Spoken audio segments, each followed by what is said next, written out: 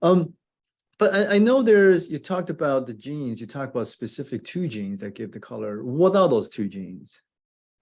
Well, one of the genes that's really important is the melanocortin-1 receptor, which is called MC1R. It's the abbreviation.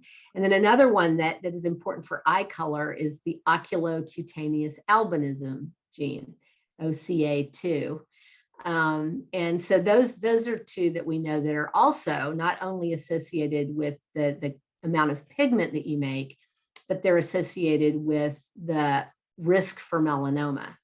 So especially MC1R, if you have, you can have a red hair gene that causes you to have sort of red highlights, or you can't really see it very well.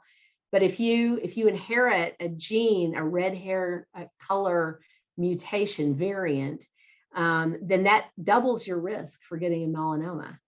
And if you inherit two of them so that your hair is really bright red, then it quadruples your chances of getting a melanoma in your lifetime.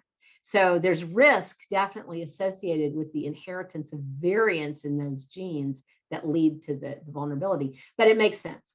I mean, I think if you think about it, all of the genes, well, not all of them, that's not true, but many of the genes that we know that cause these risk factors also cause vulnerability to the sun, right? Because you've got red hair gene, it makes you more vulnerable to sunburn. Because you have lightly pigmented skin, you're more vulnerable to sunburn. And because you're more vulnerable to sunburn, you're more likely to get melanoma, right? It's that gene environment interaction, right? Yep. Yeah, it's interesting that, one of the interviews I did was Dr. David Fisher.